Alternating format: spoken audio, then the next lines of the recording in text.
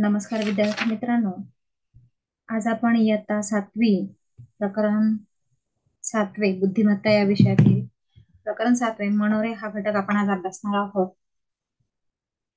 तर सर्वांनी पान नंबर 213 काढा. तर मनोरे या घटकामध्ये कशा स्वरूपाचे प्रश्न आपल्याला विचारले जातात, तर त्यामध्ये आपल्याला एकतर संख्या दिलेल्या असतात किंवा अक्षर दिलेले असतात आणि मनोरा ज्या पद्धतीने असतो त्या पद्धतीने त्याची रचना केलेली असते. मनोऱ्याची रचना त्रिकोण असते, उलटा त्रिकोण असतो, आयत असतो, चौरस किंवा कोणत्याही आकाराचा असतो आणि यातील जो प्रश्नांचा सहसंबंध आणि गट या प्रकारचे असतात.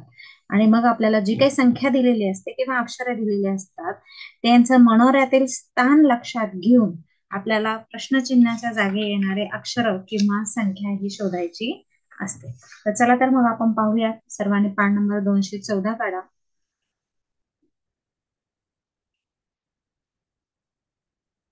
पहिला मनोरा आपण पाहूयात.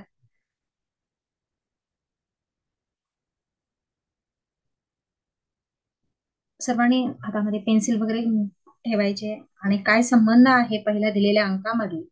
तर सुरुवातीला आपल्याला अंकांचा मनोरा दिलेला आहे, तर आपण डायरेक्ट प्रश्नाला सुरुवात करूया. काय संबंध आहे तो आपण लक्षात घेऊया. बघा, 8, 15, 13, 17. बघा 8 कुठे आहेत? 8, 15, 13 कुठे आहेत? पहा 8, 15 आणि 13, 17. नंतर आहे मग 1, 9. बघा 1, 9. मग कुठला संबंध येईल बरं? हो की नाही? इथला एक की नाही? 7, 12. मग कुठे आहे पर्यायातले? 7, 12, 15, 3, 14, 24 की 16, 24? तर काय येणार आहे उत्तर? 7, 12. प्रश्न दुसरा आहे पहा, 3, 21. काय संबंध दिलेला बघा? 3, 21, 6. 3, 21 आणि 6. बघा 3, 21 आणि 6 अशा पद्धतीने दिलेला आहे. नंतर दुसरा दिलेला आहे 7, 22, 4. बघा 7, 22, 4 म्हणजे 7 इथला 22 आणि इथे दिलेला आहे 4. त्या पद्धतीने आपल्याला शोधायचं आहे. बघा 18, 23, 11. सॉरी 8, 23 आणि 11. आपण दुसरा कलर घेऊया. बघा दिलेला आहे 8, 23 आणि 11. तर याच्याशी संबंधित आपल्याला शोधायचं आहे. मग कोणता येणार आहे पहा. पर्याय बघा 15, 24, 17. बघा 15, 24, 17. नंतर आहे 5, 6, 3. 5, 6, 3. नंतर आहे 13, 25, 10. 13, 25, 10. लगेच तुमच्या लक्षात येईल 4, 17, 6. 4, 17, 6. ह्या पद्धतीने एक झाल्यानंतर आपला त्याच लाईन मधून कसा येणार आहे बघा, हा मनोरा येणार आहे. म्हणजे कोणता येणार आहे? 13, 25, 11. मग पर्याय 13, 25 सॉरी 13, 25, 10. पर्याय क्रमांक 3. प्रश्न तिसरा आहे 7, 17,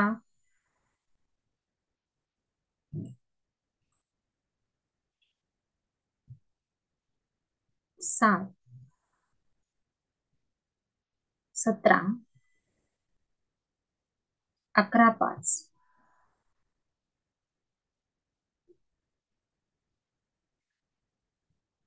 8, 20. पुढे दिलेला आहे आपल्याला 8, 20. मग आपल्याला पुढचा शोधायचा आहे 11, 16,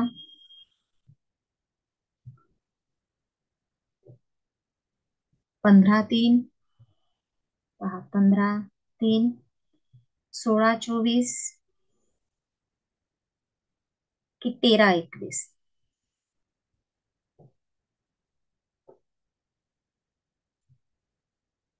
मग कसा येणार आहे आपला पर्याय क्रमांक 13, 21. बघा 8, 20 तर काय येणार आहे?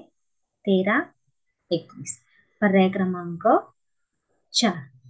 Option number 4 is correct answer. प्रश्न 14वा आहे, 14, 19, 15. आता आपल्याला क्वेश्चन मार्क दिले. 14, 19, 15. आता क्वेश्चन मार्क दिलेला दुसऱ्या शोधायचा आहे. पुढचा संबंध आपण लक्षात घेऊया. 8,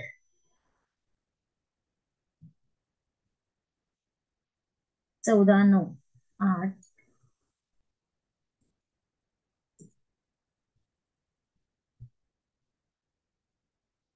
8, 14, 9, 13, 18, 12. 13, 18, 12. मग कोणता येणार आहे आपल्याला इथे? 14, 19, 15. तर कोणता येणार आहे आपला? 18, 22, 17. कुठे आहे? पहिलाच क्रमांक आहे 18, 22, 17. पर्याय क्रमांक 1 हे त्याचं अचूक उत्तर आहे. प्रश्न 5वा पहा. 13, 15, 20.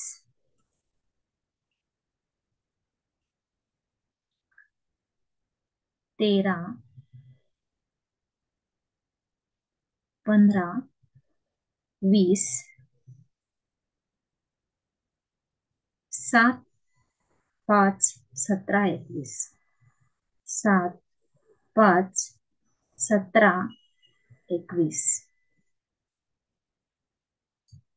तर आपल्याला प्रश्न विचारलेला आहे 3, 5, 17, 22. 3, 5, 17, 22. त्याचा कोणता ऍक्युरेट येणार आहे बघा. कशा पद्धतीने झालेला आहे बघा. हा हा इकडे गेलेला आहे, इकडे गेलेला आहे. तर आता पहिला काय होता आपला?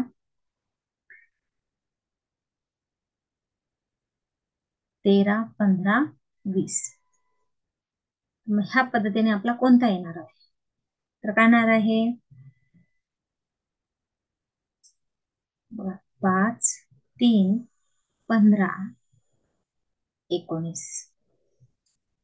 मी स्वतः पेन्सिलने पुस्तकावर केल्यानंतर तुम्हाला अगदी अॅक्युरेट समजून जाईल इथे कोणता साम्यदर्शक शब्द आहे. आता पुढे पहा प्रश्न. आता इथे आपल्याला वर संख्यांचा दिला होता, खाली आता आपल्याला अक्षरांचा दिलेला आहे.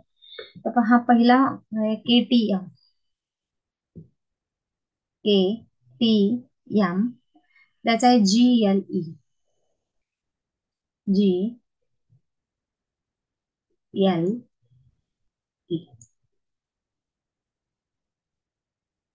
GLE.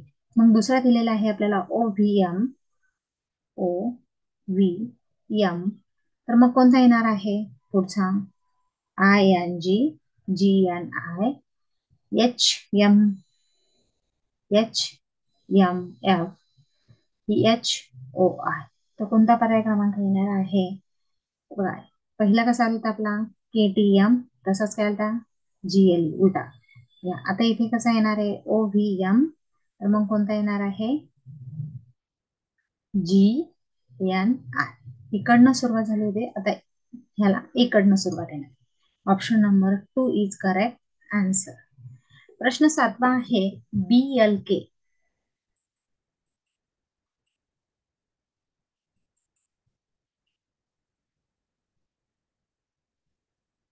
पहा. BLK. OND. बघा कशा वरनं सरळ खाली काटकून झालेला आहे.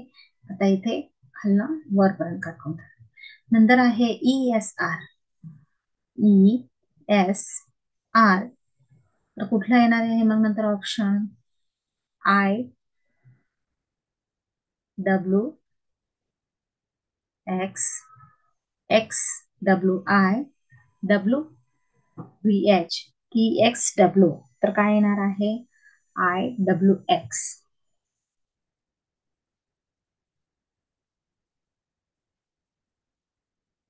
X. एक ह्या पद्धतीने, एक ह्या. पर्याय क्रमांक 2 XWI. प्रश्न 8वा आहे BLS.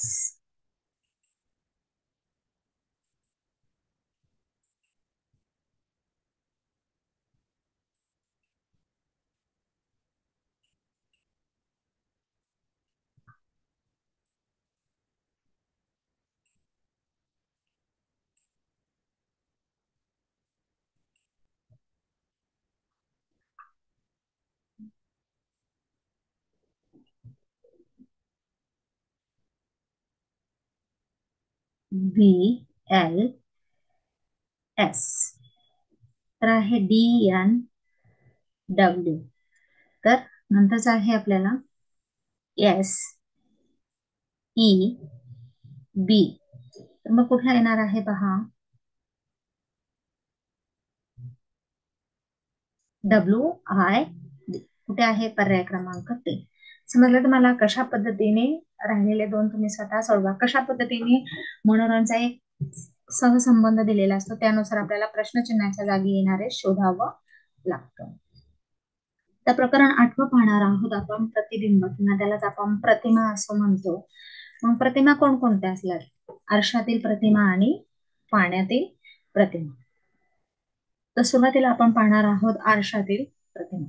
मग आरशातील प्रतिमेचा काय असतो, अक्ष पूर्व पश्चिम. तर पाण्यातला काय असतो, वर खाली असतो. ह्या पद्धतीने दोघांमध्ये फरक असतो. आरशामध्ये काय होतं, प्रतिमा पाहताना त्याची डावी आणि उजव्या बाजूत बदल होत असतो. तर पाण्यामध्ये काय होतं, मात्र वरची बाजू ही खाली आणि खालची बाजू ही काय होते, वर दिसते. तर बघा प्रश्न पहिला आहे, ही आकृती आहे त्यातील आपल्याला जल प्रतिबिंब, पाण्यातील प्रतिबिंब शोधायचं आहे. म्हणजे आपल्या जो ही आकृती दिलेली आहे, ही स्टार जर आपला वर असेल तर पाण्यात पाहताना कुठे दिसेल, खाली. मग ह्याच पद्धतीने, आणि हे जे ऍरो दिसत आहे ते ऍरो काय जाणार आहेत, वरच्या बाजूला जाणार आहे.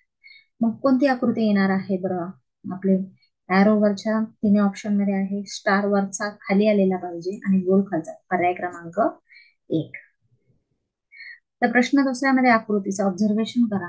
कोणता, मी सांगायच्या अगोदर तुम्ही कमेंट बॉक्स मध्ये उत्तर लिहून पाठवा, कुठली आकृती पाण्यातील प्रतिबिंब असणारी अचूक आहे ती. तर इथे काय होणार आहे, पाण्यातील प्रतिबिंब हे सेम, डावी उजवी बाजू सेम राहणार आहे, फक्त वरची बाजू ही खाली येणार आहे आणि खालची बाजू वर जाणार आहे. म्हणजे ह्या ज्या रेषा आहेत त्या कुठे जाणार, वरच्याच बाजू, पण त्या उजव्याच बाजूला असते. ओके.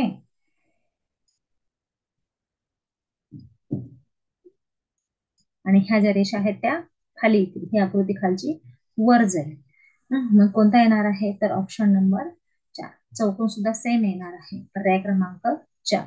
प्रश्न आकृतीचा तिसरा प्रश्न आहे बघा, त्रिकोण स्टार आणि आयत दिलेला आहे. तर हा त्रिकोण काय होणार आहे, खालच्या बाजूने असा दिसणार आहे. हा चौकोन आयत वर जाणार आहे. मग कुठल्या आहे, बाजू डावी 30 राहणार आहे, फक्त त्रिकोण खाली आणि उलटा आणि स्टार. मग कोणता येणार आहे, तर पर्याय क्रमांक 2. प्रश्न चौथा आहे पहा. आता हे जे दोन गोल आहेत ते काय होणार आहेत, वरच्या बाजूला जाणार आहेत. ओके. एरो हा काय राहणार आहे, वरच्या दिशेला जाणार आहे. खालच्या बाजूने आहे तो काय होणार आहे, फक्त वरच्या दिशेला. दिशा तीच राहणार आहे, फक्त खालून वर जाणार आहे. मग कुठल्या आहे, ह्या बाजूला आहे तो वरच्या बाजूने जाताना कुठे होणार आहे, इथे होणार आहे, उजव्याच बाजूला तो राहणार आहे. आणि हे जे एक चौकोनात गोल आणि एक बाहेर कुठे दिसतोय आपल्याला, तर पर्याय क्रमांक 1. प्रश्न 5.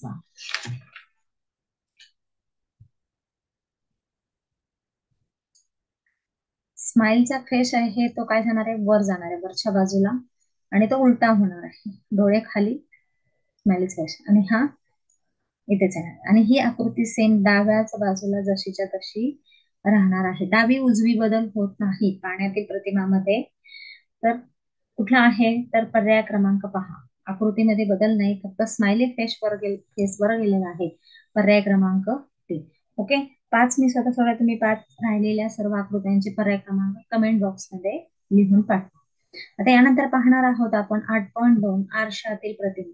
आता मी तुम्हाला सांगितलं, पाण्यातील प्रतिमामध्ये काय होतं, खाली वर, खालची बाजू वर दिसते आणि वरची बाजू खाली दिसते. तर आरशातील प्रतिमामध्ये काय असतं, आपणास दिलेली जी काही वस्तू असते त्या वस्तूची काय होते, डावी बाजू आणि उजवी बाजू ह्यामध्ये बदल होत असतो. डावी बाजू ही प्रतिमेच्या आरशामध्ये पाहिल्यानंतर काय दिसते, उजवी बाजू दिसते, आणि वस्तूची जी उजवी बाजू असते ती आरशातील प्रतिमेची डावी बाजू दिसते.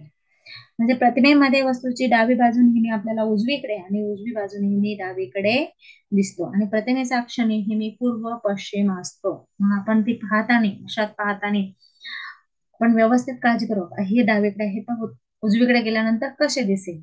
जर तुम्हाला ह्यामध्ये सुरुवातीला तर एक पान घ्यायचं, पानामध्ये ती आकृती काढायची आणि ते पान जे असतं ते काय करायचं, मागील बाजूने पलटायचं आणि ती आकृती आपल्याला बरोबर पर्यायासारखं उत्तर येईल ते उत्तर समजायचे. किंवा आपली जी काय प्रश्न आकृती आहे ती तळ हातावर पेनाने काढायची आणि दुसऱ्या हाताने काय करायचं, त्याच्यावर दाब द्यायचा आणि जो ठसा उमटलेला दिसेल तो झाला आरशातील प्रतिमा. ओके, आता पहा इथे आपली पहिली आकृती पहा. आता तुम्ही सांगा आरशातील प्रतिमा कोणती योग्य असेल. बघा, हे जो उजवा आहे तो कुठे जाणार आहे, डावीकडे जाणार आहे. मग कोणती आकृती येणार आहे तर आपली पर्याय क्रमांक 3. प्रश्न दुसरा, आता हे जे आहे डावीकडे ते कुठे जाणार, उजवीकडे. इथेच आपल्याला दिसून येतं ही इकडे गेल्यानंतर पर्यायामध्ये शोधायचं कुठे आहे का, अजून कुठे ऑप्शन मध्ये तर नाही, म्हणून पर्याय क्रमांक 1. आता प्रश्न तिसरा, ही आकृती पहा. ही जी उजव्या बाजूची आहे ती काय होणार आहे, डावीकडे जाणार आहे आणि डाव्या बाजूची उजवीकडे येणार. म्हणजे बघा कोणती आकृती कधी बदल होईल, हा त्रिकोण जो आहे तो इकडे येणार, ऑप्शन नंबर 2 मध्ये. आकृती 4 नंबर, आता हा जो चौकोन आहे तो ह्या बाजूला येणार, हा त्रिकोण ह्या बाजूला येणार आणि गोल अगदी मधल्या बरोबर जशाच्या तसा. मग कुठल्या आकृतीमध्ये आहे बघा अशा प्रकारचं, तर ऑप्शन नंबर 1 मध्ये आहे बघा, पर्याय क्रमांक 1 मध्ये. त्रिकोण हा सरळच्या सरळच राहणार आहे, उलटा होणार नाही. ओके, मधला गोल तसाच्या तसाच राहणार आहे.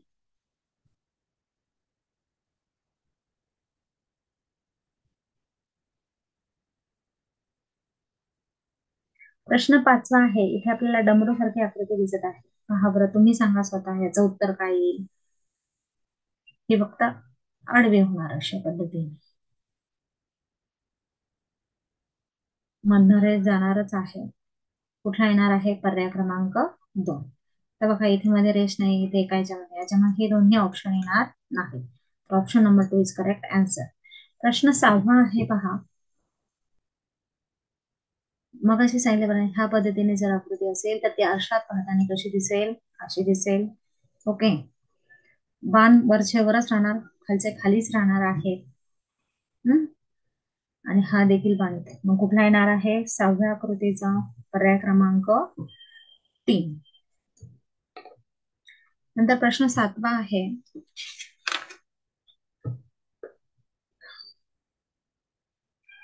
ह्या पद्धतीने आरशात पाहिल्यानंतर आकृती आपली कशी दिसणार आहे, हा बाण इकडे जाणार आणि गोल इथे जाणार, स्टार वरच्या वरच तसाच्या तसाच राहणार. कुठे आहे बरं, अगदी पर्याय क्रमांक 1. प्रश्न 8वा आहे. ही आकृती जशीच्या तशी राहणार, हा गोल उजव्या साईडला जाणार, हा षटकोन डाव्या साईडला जाणार, ही बाजू इकडे येणार. मग कुठे आहे बरं, पर्याय क्रमांक 2. प्रश्न 9व्या मध्ये पहा. मध्ये सरळ रेष अशी असल्यानंतर आरशात पाहिल्यानंतर ती कशी दिसणार आहे, सेम तोच भाग राहणार आहे, बाण देखील सेम राहणार आहे. फक्त हा जो त्रिकोण आहे तो जो आहे डाव्या बाजूला तर तो जाणार आहे उजव्या बाजूला, त्याच ठिकाणी. कुठे आहे बरं, फक्त ऑप्शन नंबर 4 मध्ये ह्या प्रकारची प्रतिमा आपल्याला दिसत आहे. प्रश्न 10वा पहा. गोल दिलेला आहे, त्रिकोण दिलेला आहे आणि चौकोन दिलेला आहे. मग हा जो चौरस आहे तो येणार आहे डाव्या बाजूला, त्रिकोण सेम तसाच राहणार आहे आणि गोल येणार आहे उजव्या बाजूला. मग कुठे आहे बरं अशा प्रकारची आकृती आपली,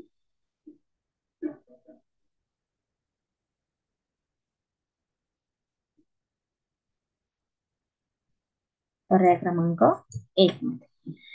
यानंतर आपण पाहणार आहोत प्रकरण 9 तर्क आणि अनुमान. मग ह्यामध्ये काय असतं, तर्काने आपल्याला विचार करावा लागतो आणि ह्या आपल्या विचारशक्तीला चालना देणाऱ्या प्रकारचे स्वरूपाचे प्रश्न ह्यामध्ये आपल्याला विचारले जातात. आता काही गोष्टीचा सुसंगत विचार करण्यासाठी आपल्याला काय करावं लागते, आपल्या बुद्धीला चालना द्यावी लागते. मग त्यासाठी काय असतं, आपण समाज जीवनात ज्या काही गोष्टींचा ज्ञानाचा अनुभव घेतलेला असतो त्याचा विचार करून आपल्याला ह्या प्रकारचे प्रश्न हे सोडवावे लागतात.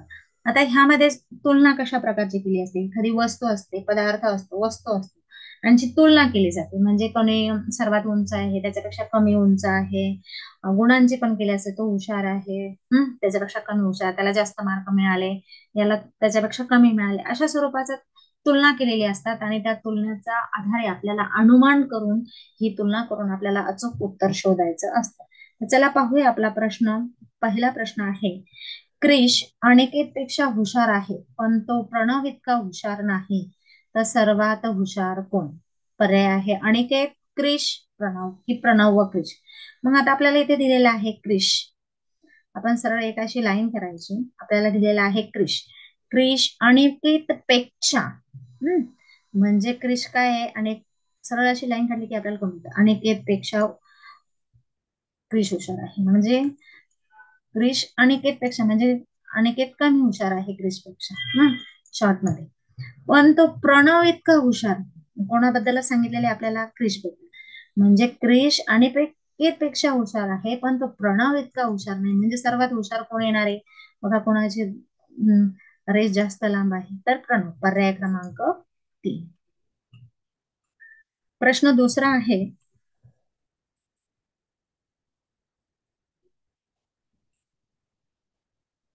प पेक्षा ह हलका आहे. बघा आता हलका कोण आहे? प पेक्षा फ हलका आहे. मग हलका, सगळ्यात हलका कोण आहे त्याला वर उंची. प पेक्षा फ हलका आहे, प पेक्षा भ जड आहे, प पेक्षा भ जड आहे. म्हणजे जड आपण खाली घेतो, प पेक्षा भ जड आहे. तर सर्वात हलका कोण कोण आलेला आहे आपला? प. पर्याय क्रमांक 1. प्रश्न तिसरा आहे, लाडूपेक्षा गुलाबजामुन गोड आहे. हम्म, बघा गुलाबजामुन,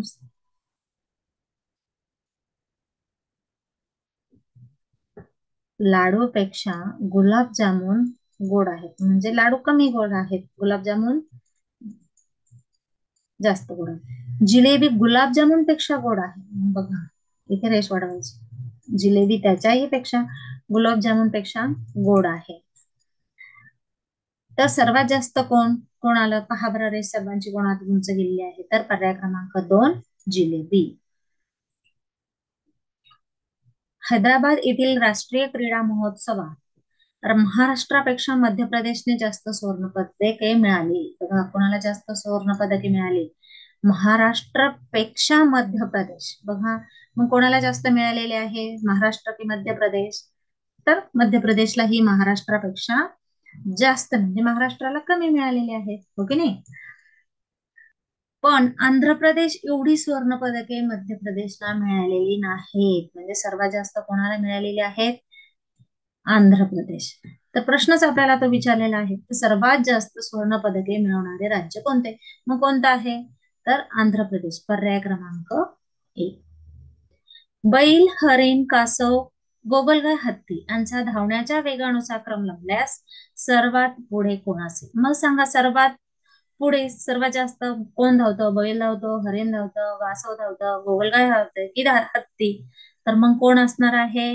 सर्वात ह्या 5 प्राण्यांच्या नावात दिलेल्या आहेत, त्यात सर्वात जास्त वेगानं धावणारा कोण आहे? तर हरिण. पर्याय क्रमांक 2. आणि सर्वात हळू, मग स्लो धावणारा जर विचारलं तर कोण येईल बरं? बैल, हरिण, कासव, गोगलगाय की हत्ती? कोण येईल? कासव. हम्म. आता पुढचा प्रश्न आहे, राकेश कुणाल पेक्षा मोठा आहे. बघा राकेश पेक्षा म्हटलं की तो खाली असणार त्याच्यापेक्षा. राकेश कुणाल पेक्षा मोठा आहे. राकेश सुनील पेक्षा लहान आहे. बघा राकेश सुनील पेक्षा, म्हणजे मग सुनील काय येणार आहे? मोठा येणार आहे, आणि राकेश त्याच्यापेक्षा सुनील. किशोर सुनील पेक्षा मोठा आहे. मग आता बघा सुनीलच्या वर पण कोण जाणार आहे? किशोर सुनील पेक्षा मोठा आहे. तर त्या चौघातील सर्वात लहान कोण, तर कोण येणार आहे? कोणाल. पर्याय क्रमांक 3. सर्वात मोठा विचारला असता तर कोण येणार आहे? किशोर. प्रश्न 7 बघा. राम श्यामपेक्षा उंच नाही, म्हणजे श्यामपेक्षा काय आहे? तर बुटका आहे, हो की नाही? राम श्यामपेक्षा उंच नाही, म्हणजे श्यामपेक्षा राम लहान आहे, पण अजित पेक्षा उंच आहे, म्हणजे अजित रामपेक्षा अजून लहानच आला की नाही? विनू श्यामपेक्षा ठेंगणा आहे, विनू श्यामपेक्षा ठेंगणा आहे, म्हणजे विनू. आपल्याला प्रश्न काय विचारलाय? तर सर्वात उंच कोण, तर कोण आहे? श्याम. पर्याय क्रमांक 2. प्रश्न 8 आहे. श्रद्धापेक्षा कोमल मोठे आहे. बघा, कोमल श्रद्धापेक्षा मोठे आहे, म्हणजे श्रद्धा लहान आहे, पण विशाखापेक्षा लहान आहे. कोमल ही कोणापेक्षा? विशाखापेक्षा लहान आहे. तर सर्वात मोठं कोण कोण दिसते आपल्याला मोठं? तर विशाखा. पर्याय क्रमांक 2. प्रश्न 9 आहे. सोहम प्रणवपेक्षा गोरा आहे, सोहमपेक्षा प्रणव गोरा आहे, म्हणजे सर्वात गोरा कोण आहे? प्रणव आहे. प्रणवपेक्षा कमी कोण गोरा आहे? सोहम आहे. सोहमपेक्षा करण अधिक गोरा आहे. बघा, सोहमपेक्षा करण म्हणजे सोहमचा वर येणार करण. तर तिघामध्ये कमी गोरा कोण? तर सोहम खाली आहे की नाही? पर्याय क्रमांक 2. प्रश्न 10 आहे. विवेकपेक्षा अथर्व चपळ आहे, विवेक अथर्वपेक्षा चपळ आहे, म्हणजे विवेक जास्त चपळ आहे, अथर्व त्यापेक्षा कमी आहे. प्रतीक विवेकपेक्षा चपळ आहे, म्हणजे विवेकपेक्षा जास्त कोण आहे? प्रतीक. मग सर्वात जास्त चपळ कोण आहे? तर प्रतीक. पर्याय क्रमांक 3. ओके, समजले? म्हणजेच तुलना, तर्क आणि अनुमान या घटकांतर्गत तुलना केली जाते. 3, 4 किंवा 5 जणांमध्ये तुलना केली जाते. मग त्यामध्ये आपल्याला स्वरूपात सर्वात जास्त उंच, बुटका, ठेंगणा, हुशार, चपळ अशा पद्धतीने तुलना, जे विशेषणात्मक शब्द आहे ते वापरून जाऊन आपल्याला त्याच्यातले मग प्रश्न विचारले जातात. तर अशा पद्धतीने आपण अशा रेषा आखून किंवा तुलनात्मक मोठा लहान अशा तुलना करून सुद्धा आपण ते प्रश्न पेपर सोडवू शकतो. आता त्यानंतर आपण पाहणार आहे प्रकरण 9.2 तर्क आणि वय. आता वय हा घटकावर आधारित प्रश्न सोडवताना काही समीकरणे आपल्याला तयार करावे लागतात आणि ते अक्षरांच्या स्वरूपात करावे लागतात. तर पहा, अगोदर आपल्याला सुरुवातीला समीकरण जर समजा आपल्याला चा, ची, चे असा शब्द आला की तिथे काय करायचंय? त्याला एक्स हे पद मानून टाकायचं, किंवा पेक्षा हा शब्द आला तरी त्याचं वय एक्स हे मानायचं. आणि जर हा, ही, हे असा शब्द जर त्यामध्ये आला तर बरोबरचं चिन्ह वापरायचं, त्यामध्ये बरोबरचं चिन्ह. ज्या पद्धतीने आपल्याला उदाहरण दिलेलं आहे त्या पद्धतीने आपल्याला काय करायचे आहे? त्याची मांडणी करायची असते. आता आपल्याला इथे प्रश्न विचारलाय, जर आजचे वय एक्स असेल तर आजच्या वयाची n पट, पट हा शब्द आला तर देखील गुणाकार हा शब्द म्हणजे वापरला जातो. म्हणजे n पट म्हणजे nx, 5 पट म्हणजे 5x. ओके, कळालं? समजलंय? आणि जर आजचं वय एक्स असेल आणि 5 वर्षांनी किती, 5 वर्षानंतरचं वय दिलं तर x अधिक 5, आणि 5 वर्षापूर्वीचं वय जर दिलं तर काय करायचं असतं? x minus 5. म्हणजे जर पुढचं वय दिलं तर आपण त्यामध्ये मिळवतो आणि मागचं वय दिल्यानंतर काय करतो? त्यामधून वजा करतो. जर आपल्याला वयांचं गुणोत्तर दिलं तर काय करायचं असतं? त्यांचं एस बी दिलं तर ax आणि bx असे मानायचं, आणि गुणोत्तर म्हणजेच भागाकार, हे देखील तुम्ही लक्षात ठेवायचं आहे. आणि हे वरचे देखील चा, ची, चे आलं तर एक्स वापरायचं, किंवा त्याच्या आणि हा, हे आलं तर बरोबरचं चिन्ह वापरायचं. आता बघा, पहिला प्रश्न आहे आणि एक गोष्ट लक्षात ठेवायची, जर दोन व्यक्तीमध्ये आपल्याला वयाचा अंतर दिलेला आहे, समजा कितीही अंतर दिलं तर ते अंतर तुम्ही कितीही वर्षापूर्वीचं विचारलं तरी तेवढंच येणार आहे, कितीही वर्षानंतरचं विचारलं तरी ते तेवढंच येणार आहे. तर मग आता पहिला प्रश्न बघा, आकाश आणि प्रकाश यांच्या वयात 15 वर्षाचे अंतर आहे, तर आणखी 10 वर्षांनी त्यांच्या वयात किती वर्षाचे अंतर असेल?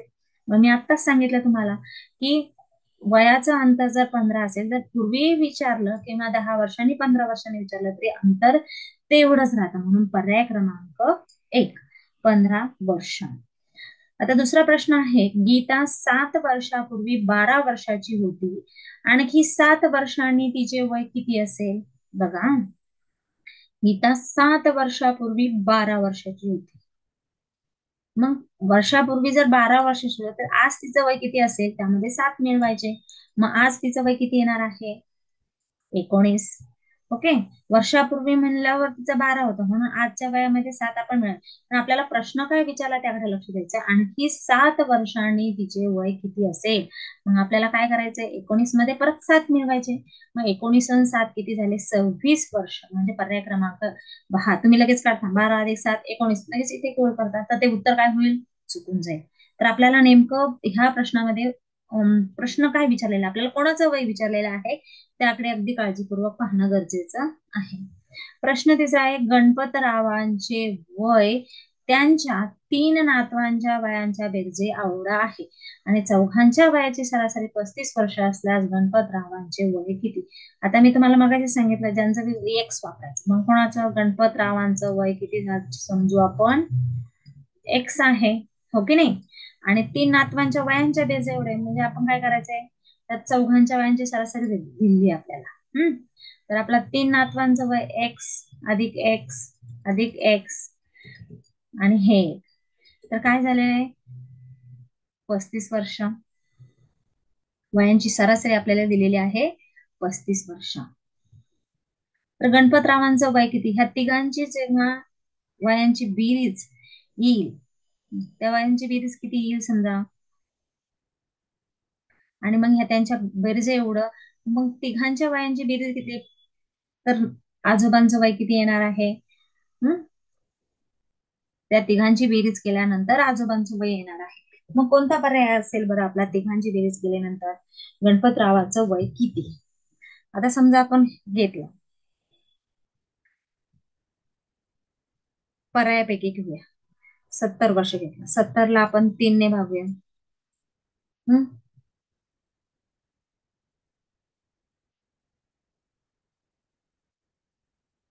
जातोय का भागाकार? नाही. 75 घेऊया. 3 नातवांचे तरी 3 एक 3, 3 5 15. बघा किती येते मग? 15 त्रिक 45. मग ह्यांचं 45 येते का? परत याला 3 ने भाग जातोय का? नाही जात. याला नाही जात. मग बघा, चौघांच्या वयांची सरासरी म्हणजे चौघांचे वय जर यांचे जर 15 15 चौक, ह्यांचे वय घेतले 15 ते 45 आणि गणपतरावांचं वय घेतलं 75 वर्ष. 15 टोटल किती झाले? 4 जण. किती झाले? 4 चौक 16, 2. म्हणजे हे उत्तर येत नाही. जर 70 वर्ष घेतलं तर तिघांच्या वयांची बेरीज किती झाली आहे?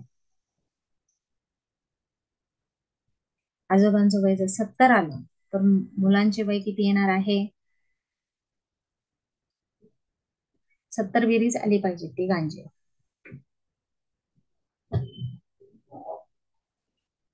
आणि त्यांचं काय झालेले पाहिजे? सरासरी आपली आलेली पाहिजे 35. मग 35 गुणिले 4 करून पहा तुम्ही किती येणार आहे? 5 चोक 20, ह्याच्या जाते 12 म्हणून 14, 140. म्हणजे काय होतं?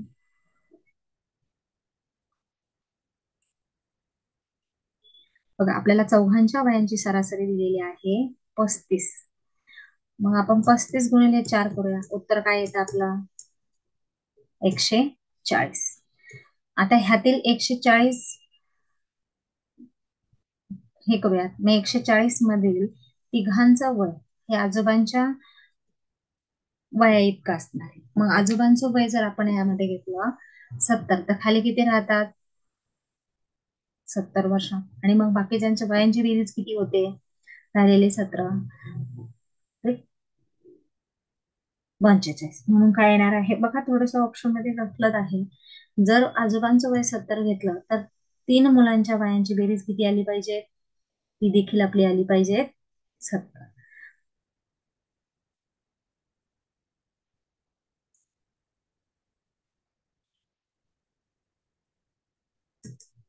35 गुणिले 3 करूया. 5 ते 15, 9, 105 येते. 105 प्लस 70 वजा 70 ते किती येतात? 5 3 35. म्हणजेच काय होत आहे? 35. समजले सर्वांना? तर येणार आहे पर्याय क्रमांक 2.